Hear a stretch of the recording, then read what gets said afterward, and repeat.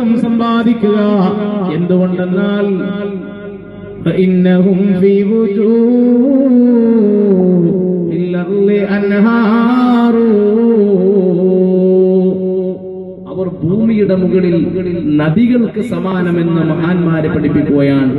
സ്വാലിഹീങ്ങൾ, സജ്ജനങ്ങൾ, അത്തിപ്പറ്റ ഉസ്താദിനെ പോലെയുള്ള, ശൈഖുനാ ബാപ്പു ഉസ്താദിനെ പോലെയുള്ള മഹാന്മാരായ ആളുകൾ, അവരൊക്കെ ഭൂമിയുടെ മുകളിലെ നദികളാണെന്ന് മഹാന്മാർ, സമുദ്രങ്ങളോട്, നദികളോടാണ് അവരെ ഉപമിക്കപ്പെട്ടത്. എന്തുകൊണ്ട്? എന്താണ് നദികളുടെ പ്രത്യേകത? മാഉൽ കനീസി ഇദാ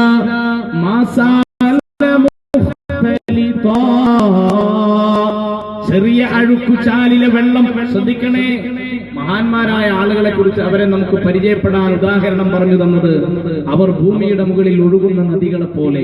എന്താണ് ആ നദികളുടെ പ്രത്യേകത? നമുക്കറിയാമല്ലോ. മാഉൽ കനീസി ഇദാ മാസാല മുഖ്തലിത ബിമാഇ നഹ്രിൻ ഫസാലത് അൻഹു അഖ്ദാറു. ചെറിയ ഓടച്ചാലുകളിലെ വെള്ളം, ചെറിയ അരിച്ചാലുകളിലെ വെള്ളം, അത് നദിയോട് ചേർന്നൊഴുകിയാൽ, ആ ചെറിയ ചാലുകൾ വന്ന് നദിയോട് കൂടി ചേർന്നാൽ ഫസാലത് അൻഹു അഖ്ദാറു, ചെറിയ ചാലുകളിലെ വെള്ളം നദിയിലേക്ക് ചേരുന്നതോടെ അതിൽ അഴുക്കുകളൊക്കെ നീങ്ങി ശുദ്ധജലമായി മാറും.